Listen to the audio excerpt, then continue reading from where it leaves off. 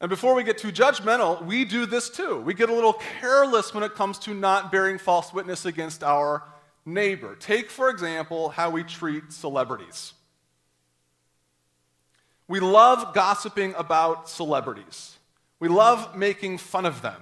We love buying gossip magazines and spreading rumors about them, especially if they're different than us, especially if we don't like them. And we tell ourselves it's okay because they're celebrities.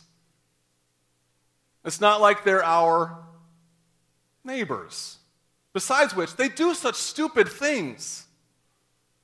I mean, what are we supposed to do? Let them go unnoticed? Several years ago, for example, I was with some friends. We were talking about a famous person who shall go nameless, who had gotten into a rather sticky situation. We were talking about it, criticizing him, drawing conclusions, getting riled up. Other people in the conversation hadn't really heard about it, so I was filling them in, just to keep them informed.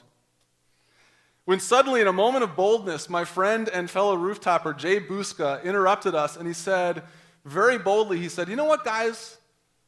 Isn't this just gossip? Isn't that all we're doing right now, is just gossiping about somebody we don't know?" And I thought about it for a second, and I realized, yes, that's exactly what we're doing. I don't know this guy.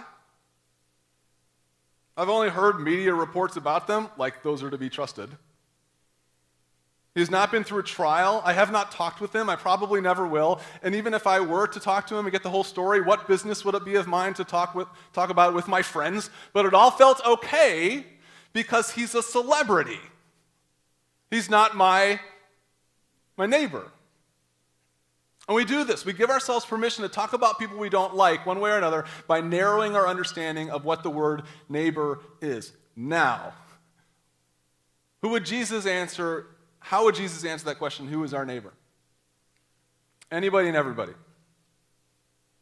No matter how different they are from you. This includes celebrities, it includes enemies, it includes everyone. That's how Jesus pushes the bar back up.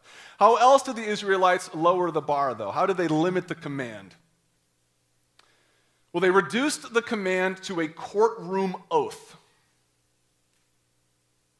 They were only obligated to tell the truth about others. They were only really obligated to tell the truth about others if they had their hand on a stack of Bibles or had made a certain type of oath in court.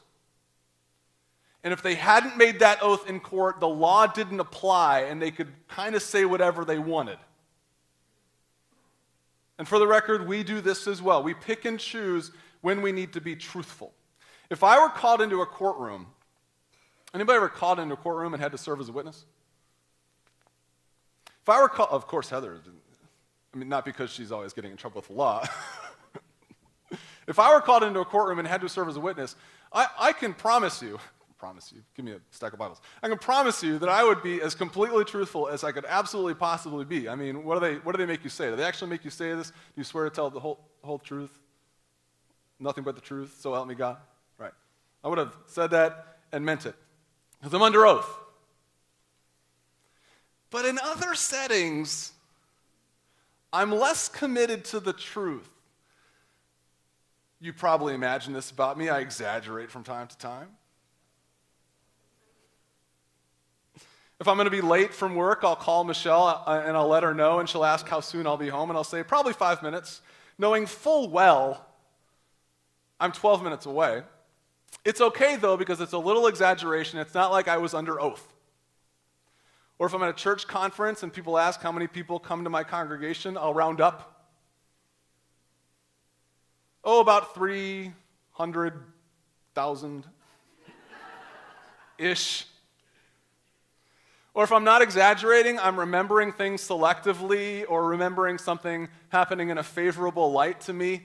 If I'm arguing with Michelle and we're arguing about something that happened, I'll do a pretty good job remembering what I said, but have a hard time remembering, what she said. Or if it's more favorable to me to remember what she said, but harder to remember what I said, I'll do that instead.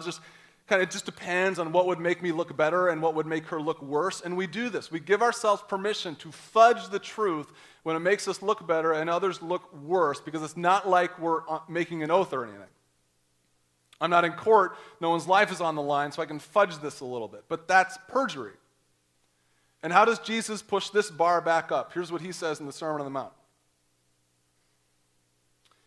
I tell you, do not swear at all. Simply let your yes be yes and your no, no. Anything more than this comes from the evil one. Be completely honest about what you know wherever you are. Anything more or less than that, where does it come from? The devil himself. So this is how we lower the bar of the perjury command, by limiting who our neighbor is and by limiting when we need to obey it. And that's how Jesus pushes the bar back up. Now, we could stop there because that gives us a lot to talk about. I don't know if you realize this, but that question, are we really committed to not speaking falsely of all people in all situations? I mean, that's a big question. Are we really committed to not speaking falsely about all people in any situation? Go think. We could stop there, but there's a positive side to this command that I want to make sure we talk about. Do you notice, hopefully over the course of the series, you notice that most of the commands in the Ten Commandments, they're negatives. Do not do this, do not do that. Did you notice that? Well, they are. Most of them are negatives. And there's always a positive side to the command. What's the positive side to do not steal? I just told you a couple minutes ago. Well, be generous.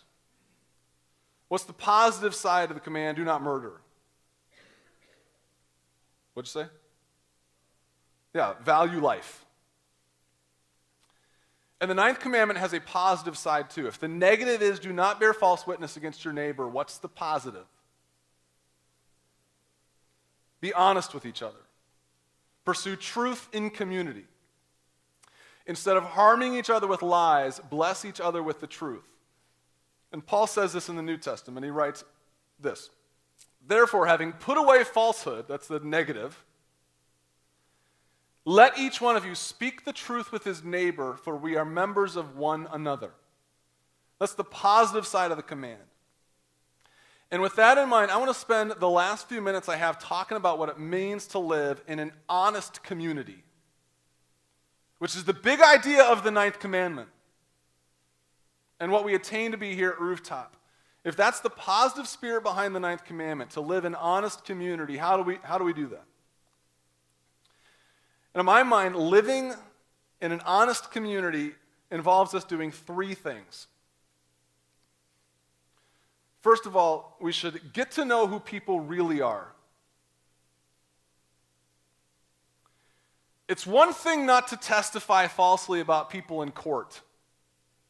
It's another thing entirely to get to know who they really are.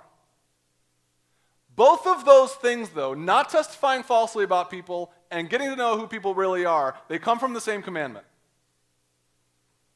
I mean, in the Old Testament, I don't know if you caught this in the story, the weird story about the virgin, remember that?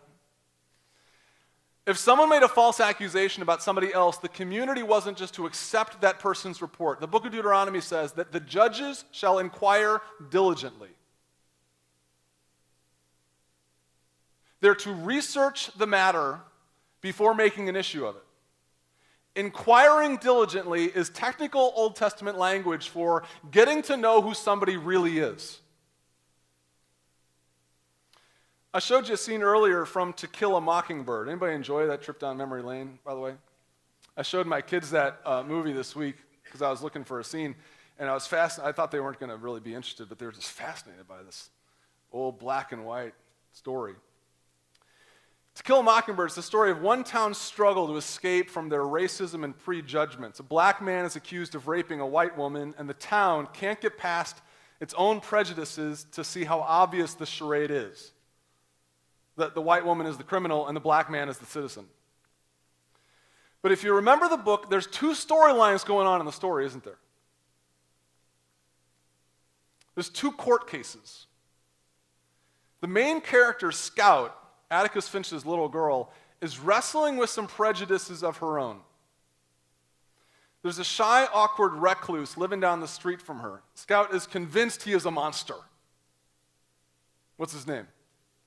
Boo Radley. And Atticus, the lawyer, keeps challenging Scout not to prejudge anyone unless she's walked in their shoes. Certainly this includes Boo. But not doing so, Scout fills her mind with all sorts of ideas about who he really is. And only when it really matters at the end of the story, not to give anything away, when the two storylines come together, does she finally let Mr. Radley define himself.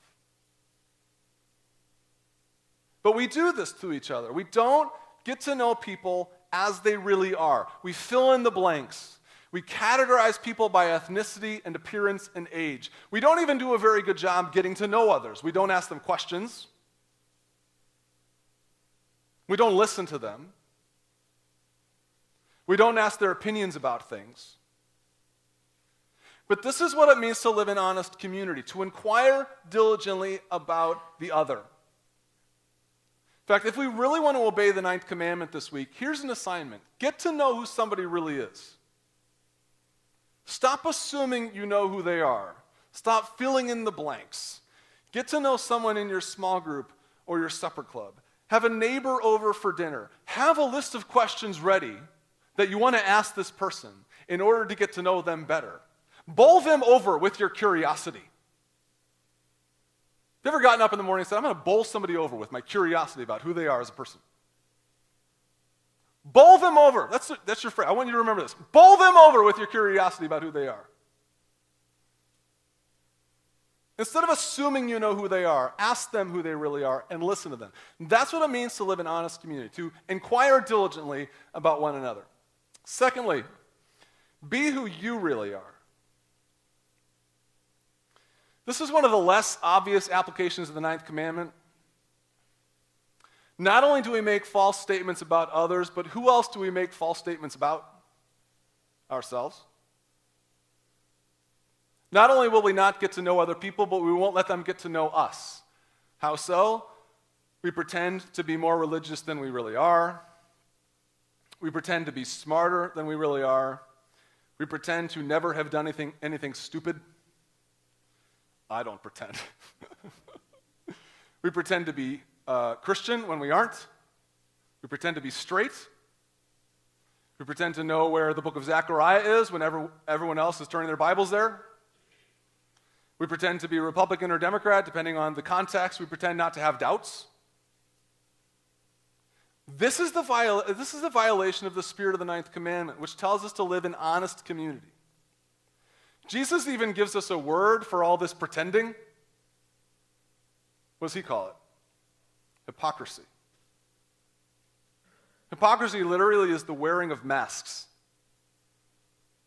Hypocrisy is showing one thing but being another, and Jesus doesn't like it because it keeps us from really growing and loving each other. Here's what he says. He says, "Woe to you hypocrites!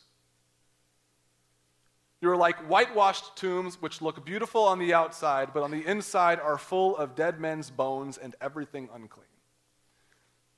Those are some stiff words.